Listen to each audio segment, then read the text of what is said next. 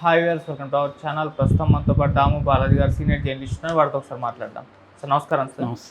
Sir pastor Praveen మృతికి సంబంధించిన ఇష్యూని వైసీపీ క్రిస్టియన్ సెల్ ఇన్ఛార్జ్ అయిన బిన్నిలింగం అనే పర్సన్ మత విద్వేషాలు రెచ్చగొట్టే విధంగా మాట్లాడుతున్నాడు అని చెప్పేసి ఈనాడులో ఒక కథనం వచ్చిందంటే ఈ కంప్లీట్ ఇష్యూని యూజ్ చేసుకొని మత విద్వేషాలు రెచ్చగొట్టి కూటమి ప్రభుత్వానికి ఇబ్బంది తెచ్చే విధంగా వైసీపీ ప్రవర్తిస్తుందని కూడా కథనం అయితే రాస్తుంది సార్. అసలు అతను ఏమన్నాడు, మరి దీన్ని పొలిటికల్గా వాడుకునే ప్రయత్నం ఏమైనా చేస్తున్నారు సార్? మీరేం చెప్తారు దీనికి సంబంధించి? ఇది నాకు కూడా ఆశ్చర్యాన్ని కలిగించింది ఈనాడులో వచ్చిన కథనం. ఎందుకంటే అది అతను మాట్లాడిన బెన్నిలింగం అనే అతను మాట్లాడింది నేను దాదాపు వారం ముందు చూశాను, వీడియోలు చూశాను నేను కూడా. దాని కింద కూడా కామెంట్లు, క్రిస్టియన్స్ కూడా దాన్ని వ్యతిరేకిస్తూ కామెంట్లు పెట్టారు, ఇలా మాట్లాడడం కరెక్ట్ కాదని. అతను ఎప్పుడు మాట్లాడాడంటే రాజమండ్రిలో ఈ అబ్బాయి పోస్ట్ మార్టం జరిగిన రోజు మాట్లాడాడు. ఆ రోజు అతను ఏం మాట్లాడాడంటే, అంటే చాలా మాట్లాడాడు. ప్రధానంగా అబ్జెక్షనబుల్గా ఉన్నవి ఏదంటే, మమ్మల్ని కెలకద్దు మీరు, మేము మంచి వాళ్ళం కాదు, మేము మూర్ఖులం, ఒక క్షణం బైబిల్ పక్కన పెడితే ఊచకోతకు వస్తాం, మాలో ప్రార్థన చేసేవాళ్లే కాదు యుద్ధం చేసేవాళ్ళు కూడా ఉన్నారు, సో మమ్మల్ని మీరు కెలకద్దు అనేది పెట్టాడు. సో దీని కాంటెక్స్ట్ ఏమంటే, అతని ప్రవీణ్ చనిపోవడం, దాని చుట్టూ ఇది హత్య అని చాలామంది నమ్మడం, రాజమండ్రి హాస్పిటల్కి ఎదురుగా ధర్నాలు అవన్నీ చేయడం, ఒక ఆందోళనకరమైన వాతావరణం నేపథ్యంలో ఇతను మాట్లాడాడు. దాన్ని ఆ యాంగిల్లో మనం అర్థం చేసుకో ఫస్ట్ ఆఫ్ ఆల్. కానీ ఇతను మాట్లాడింది అయితే గ్యారంటీగా తప్పది. ఎందుకంటే మేము ఊచకోతకు వస్తాం, బైబిల్ పక్కన పెడితే మేము అది చేస్తాం ఇది చేస్తాం, మేము యుద్ధం చేస్తాం, ఇది రాంగ్. శాంతియుతంగా లా విత్ ఇన్ ద కాన్స్టిట్యూషన్ పోరాటం చేయాలి, మేము దీని గురించి పోరాటం చేస్తామని చెప్పాలి. ఇక్కడ మనం ఫర్ ఎగ్జాంపుల్ హెచ్సి యూనివర్సిటీలో, హైదరాబాద్ సెంట్రల్ యూనివర్సిటీలో విద్యార్థులు శాంతియుతంగా పోరాటం చేస్తున్నారు, దాన్ని సాధించుకోగలిగారు కూడా వాళ్ళు. శాంతియుత పోరాటం అనేది ఇవాళ మర్చిపోతున్నారు జనాలు. మర్చిపోయి ప్రతిదానికి మేము చంపేస్తాం, నరికేస్తాం, ఈ భాష మాట్లాడుతున్నారు. అంటే వీళ్ళకి ఓపిక లేదు. శాంతియుత పోరాటం చేయాలంటే ఎంతో ఓపిక ఉండాలి, కన్సిస్టెంట్గా చేయాలి, త్యాగం చేయాలి. మాటలదేముంది, నోటు నాలిక ఫ్రీ అన్నీ మాట్లాడేసి ఎవరింటికి వాళ్ళు వెళ్ళిపోవచ్చు.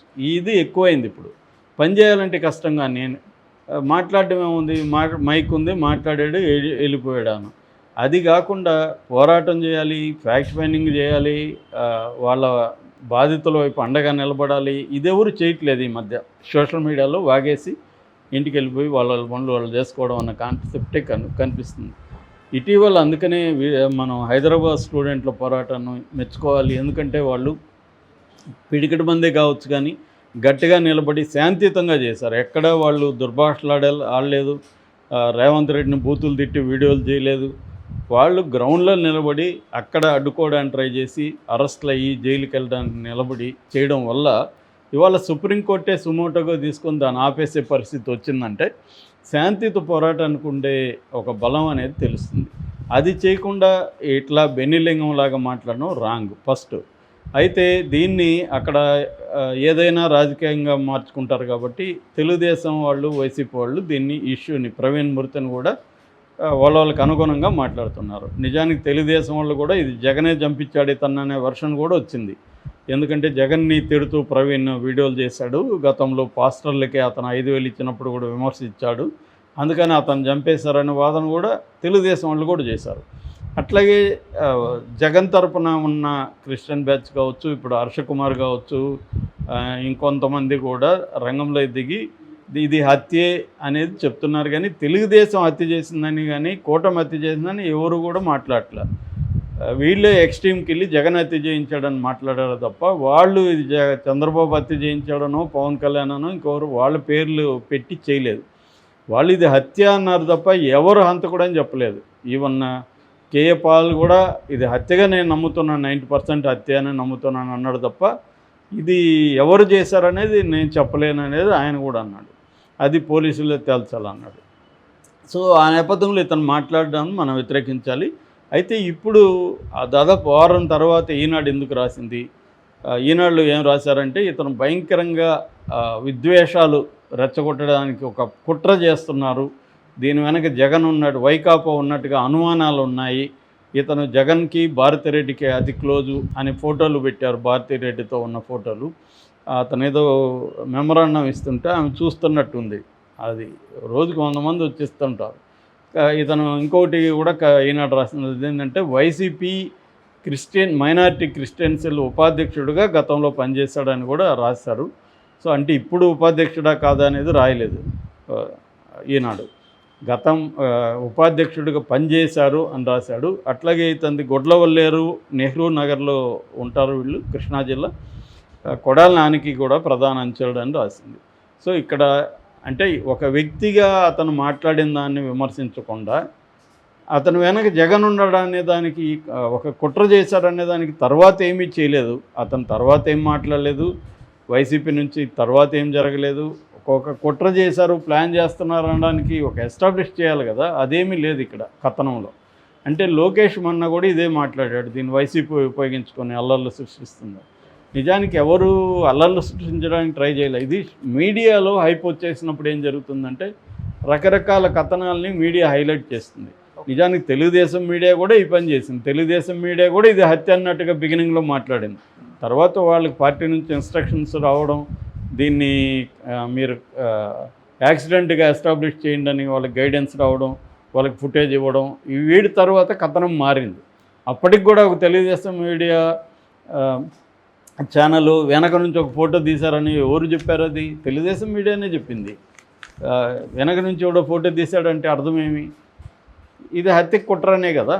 కాబట్టి ఇది ఇక్కడ ఏ మీడియా అని కాకుండా జనరల్గా ఇవాళ మీడియా ఏంటంటే వ్యూయర్షిప్ కోసం ఉండే మీడియా ఒకటి. అంటే మేజర్గా యూట్యూబ్ ఛానల్ మీదనే మెయిన్ స్ట్రీమ్ ఛానల్ కూడా డిపెండ్ అయిపోయినాయి. సో అందుకని ఏమవుతుందంటే వాళ్ళ రేటింగ్ కోసం, వ్యూయర్షిప్ కోసం వివాదాలని క్రియేట్ చేయడం అనేది, వివాదాలు పెంచి దాన్ని చేయడం అనేది జరుగుతుంది. ఇప్పుడు ఈనాడు ప్రకారం ఇతనొక్కడే విద్వేషాలు విధంగా మాట్లాడాడు. హోల్ క్రిస్టియానిటీలో మొత్తంగా ఇతనొక్కడే మాట్లాడాడు. ఇంకెవరైనా మాట్లాడితే ఈనాడు చెప్పేది కదా వీళ్ళందరూ మాట్లాడుతున్నారని. ఒక్కరే మాట్లాడు. నేను 100 మందిని చూపించగలను ఇటువైపు హిందూ మతోన్మాద బ్యాచ్. ఒక 100 మంది ఇష్యూలో మాట్లాడిన వీడియోలు ఉన్నాయి రకరకాలుగా. స్త్రీలు, మగవాళ్ళు, ముసలోళ్ళు భయంకరంగా మాట్లాడినవి ఉన్నాయి 100 మంది. సో మరి వాళ్ళ గురించి ఎందుకు రాయరు వీళ్ళు? అంటే ఇక్కడ ఏంటంటే ఒక వైపు తీసుకునేసి మీడియా కూడా మాట్లాడడం కరెక్ట్ కాదు. 2 వైపులా మాట్లాడాలి. అతను మాట్లాడిన తప్పు, అట్లాగే ఇవి కూడా చెప్పాలి కదా. వీళ్ళు ఎవరెవరు మాట్లాడారో కూడా చెప్తే అప్పుడు ఇది బ్యాలెన్స్గా ఉన్నట్టు. ఒక సైడ్ తీసుకొని అదేదో పెద్ద కుట్ర జరుగుతున్నట్టు, లేని కుట్రని ఉన్నట్టుగా నమ్మించడానికి ట్రై చేయడం అనేది కరెక్ట్ కాదు. నిజానికి పోలీసులు విచారణలో తేలుతుంది యాక్సిడెంట్ అనేది. అంతవరకు నిజానికి అందరూ కూడా సైలెంట్గా ఉండాలి, డిమాండ్ చేయొచ్చు. వాళ్ళని కలుస్తున్నారు.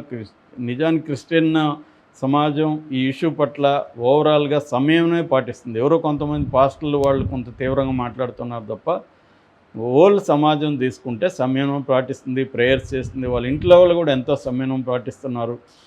వాళ్ళు కూడా కొన్ని అనుమానాలు బిగినింగ్లో వ్యక్తం చేసిన తర్వాత ఈ ప్రవీణ్ మీద వచ్చిన నెగిటివిటీ చూసి వాళ్ళు కూడా అప్పీల్ చేశారు, మీరు దీని మీద మాట్లాడకండి, గవర్నమెంట్ మీద మాకు నమ్మకం ఉందని చెప్పారు.